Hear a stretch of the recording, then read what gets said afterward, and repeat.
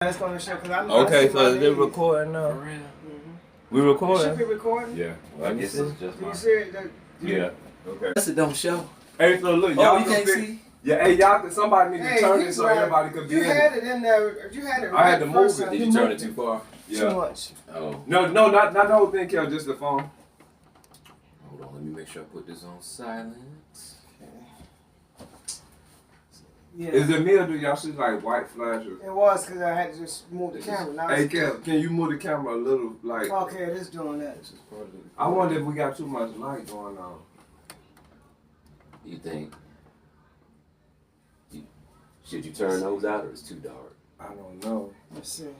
Because I don't know, you're right. Is the light supposed to just be from the ring and then everything else is dark? I don't know. Let's see. It's gonna be too dark. We experiment I like live. the glasses. Damn, that's Yeah. right. How's that? I think that's good. Okay, I don't see so. no flash. Oh my I god. can't really. Y'all It's think not we doing need to it have no it more. closer or y'all think that's too I think far? that's good. It's not flashing no more. Okay, The so white flash is not flashing. okay, so how we gonna do this? Who's gonna All right. So we said this is the introduction part, right? Yeah. So we're introducing ourselves. Welcome to Freedom Stars podcast. This is our introduction. That is our name. Okay. Yeah. Freedom Star Podcast. We new to this, so we kind of rusty right now. This is the beginning of things. My name is Steve Osborne. D. Jones, y'all. What's going Yeah. Um, We forget to start again, so you can record. We'll go over that. okay. Start again.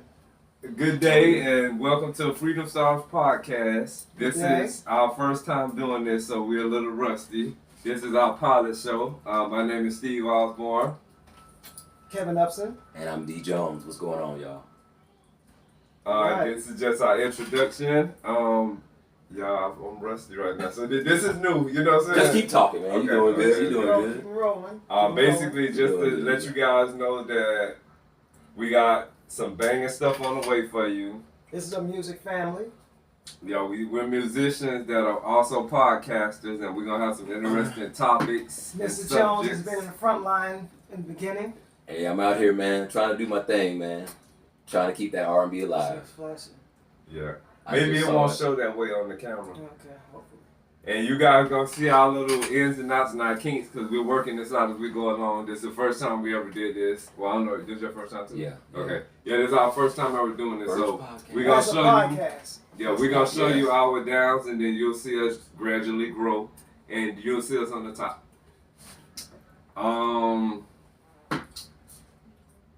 What else should we say? Since it's an introduction, let's just talk about our introduction of us starting out with music. We started off watching this young man on Is there a second stage. part? The music inspiration is gonna be show too. So let me ask y'all, Oh, okay. y'all want to start over again and not talk to each other, like just say whatever and just go with the flow. We're gonna be talking to each other anyway, Okay. and we're talking to the Okay.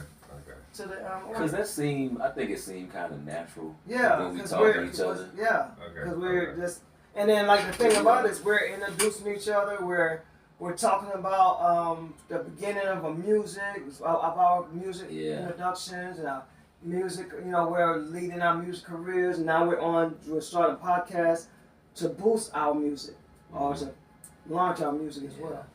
Okay. Because I think if we're not talking to each other, Yeah, I it'd think be it's weird. more like an interview style. It'd Yeah. be weird. Okay. Yeah. Or like we sitting at a podium or something waiting to talk. Yeah, like You they know? don't, people gonna say they're not talking It'd to be each kind other. of Yeah. stiff. Yeah. And Okay. then it'd be like we don't know each other if we're not talking to Yeah. each other. Yeah, we know each other for Plus, a long time. This is some real behind the scenes stuff. right, We see it work out. Right. We probably Y'all show see this it? later. Yeah, we probably Okay. show this later. Yeah, but just breaking the ice. So yeah. In 10 years, when we all rich and famous, Oh, we ain't you know, gonna be no we joke, can come man. back and Gonna be be like, like- you see that when we first started? Yeah. Yeah, but maybe we should just run all of the shows into this one show. What you think? Don't matter. Well, yeah. Okay, so we have 4 shows lined up for you. They're gonna be 30 minutes each, but we just gonna let it roll. We're gonna let everything flow. So our show 1 was the introduction. Show 2 was about music inspirations, where we're gonna talk to you guys about what got us into music, who our inspirations was, what we do in music, and where we plan on going. Kel, like, Let's see. what was your inspiration? Like I said, my musical inspiration started off with Freddie, what? What's his name? Freddie Mercury. No. Freddie Jackson? No, Freddie. No Freddie's. I know music now. I know some Freddie's. I said that. There's a lot of Freddie's. Damn. Oh, not Freddie Jackson. No, Jeffrey Osborne. Oh. Jeffrey Osborne okay. was my first music. Yeah, the first time I heard Jeffrey Osborne sing was on Soul Train, and he was singing with LTD. And, okay. Man, I was blown away. His style, I always said when I first saw him that he should have been going solo. He was like the voice for the whole the group.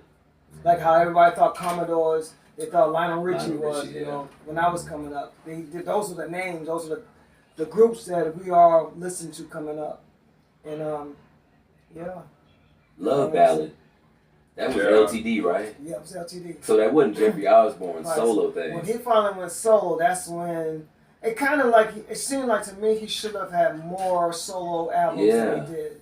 Because when I think about Love Ballad, I think about Jeffrey Osborne. Yes, Jeffrey Osborne. And I think I had to look back.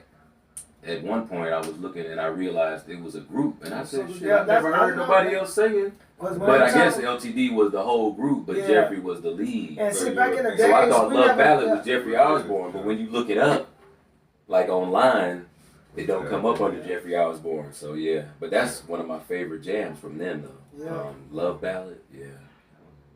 I can't even remember many songs from the group all together. Because on LTD, when my brother-in-law and my brothers-in-law would play the albums, I always just listened to his. I always waited for his voice. Yeah. I didn't care about the whole group. And then listen Earth, Wind and Fire. You knew Phil Bailey was like the star of that group. That high falsetto. Yeah. Nobody would really mess with him back in the days. And who your inspiration? I like them too. We got some similar tastes though. That's why I was chiming in, because it's like and mainly through my dad too, because he used to listen to all them albums. I mean, you remember when they had albums? Yeah, albums. I think I just dated myself a little bit.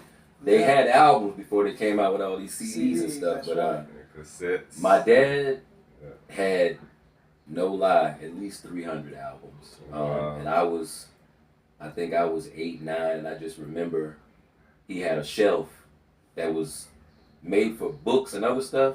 It was just albums, rows and rows and rows. So I got into that same kind of music when I was young. Didn't know that I liked it though. I didn't know what it was. It was my first time hearing it. I knew I liked Michael Jackson because I heard that in the house all the time. Probably some of the same groups that you would probably say too. Commodores, Temptations. Then further along, Levert. Oh yeah. Gerald Levert. Now before Levert, I have to say Shalimars. I remember them too. Because, See, it's so many of them I know, man, because I know we all music lovers. Yeah. It's so many people that I liked and got inspired by that. You know, y'all will probably have to say a name to click it in, because you know when you're trying to think of it, it's you know, and I'm all excited and shit because I want y'all to get to know us. So it's like I'm trying to think of all these names that I like, but it was so many. Coming up was different than a teenager, because when you talk about a teenager, I remember the very first lead singer of Shalimars. I don't remember what his name was. Howard Hewitt. Howard Hewitt was the third. Oh, there were two guys before Howard Hewitt. I didn't know that. Two guys before Howard Hewitt. The first guy, I can't remember his name, had a little small afro, and then he was replaced by somebody else. Damn, boy, you know more than I do. Yeah, and then when they got I thought Howard Hewitt was always the lead. Yeah, oh, crap. When they got Howard Hewitt, man, that's when it really, Shalimars really blew up. So Jody Watley was there before Jody Howard Hewitt? was always before Howard Hewitt? Yep, and the dancer, I can't think what his name, Jeffrey something. Okay. But he was those two were always there. The lead singer changed twice. Wow. I never knew that, man. That's crazy. But I think knew Howard Jody Hewitt was underplayed for so many decades. Howard Hewitt voiced as an artist. Yeah. I mean, he was up there with Michael Jackson and Prince, and to me, I feel like he was cheated for years. Cause his voice, man, was so incredible, and then he had his own different style too. on top of that. So I was like, God damn, but nobody really rocking it to how we hear a voice You know like what? that. And that's something else to talk about too. We could get into that later. What? How artists can be underrated but be so damn good. Yeah. It's like, I know it's a customer thing. If I'm saying it right, it's a fan thing. Yeah. I actually But still, if you're good, the industry. If you're good, are you really good, or do the fans I think dictate if you're good? I think it's the industry. You know, I really do. I think it's industry. I think they put back even back then they was pushing the main people that they wanted the public to like, and I think that's how they formed everything. Like, everybody knew they liked Michael Jackson. Yeah. But I think they was trying to just keep the spotlight just around Michael Jackson.